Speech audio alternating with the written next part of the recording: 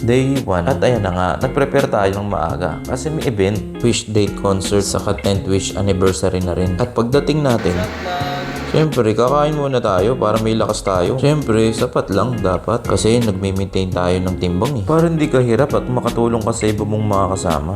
At huwag prepare ng sarili, baka ma-injure. Kaya nga nandyan sila eh, para mapagaan at mapabilis ang pagtatrabaho natin. Siyempre, support sa entire event. At ito na nga, after ko nga pala magkabit ng mga kable kanina, tinesting ko na tong mixer. At sabay rehearsal na rin at saka warm up para sa mga cameraman natin. Boss job nga pala natin, playback na, LED background pa. Saan ka pa? Nagkukulay pa yan, no? Diba? Mike Pag-ibig. Ay nga pala, Derek Arnold. At ito na nga, gumawa nga pala sila ng talagang lupa dito sa ilalim ng stage, oh. Nagputik talaga sila dito at nagpasok ng lupa. May eksena kasi na magbubungkal ng lupa sa live acting.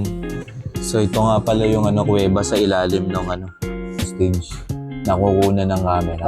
May padokyo pa. Ito na nga guys, no? This is it. Yung kasama ko. Meron siyang break. Yan. Kasi acting kami dun. Lalapilan na ako. Hindi ko inaasahan to ha. Ako pala ang acting ngayon. Ito na nga pala yung BTS Day 1 ng event. Yung full video pala ng Wish Date concert nasa YouTube ng KDR Music House. Bye!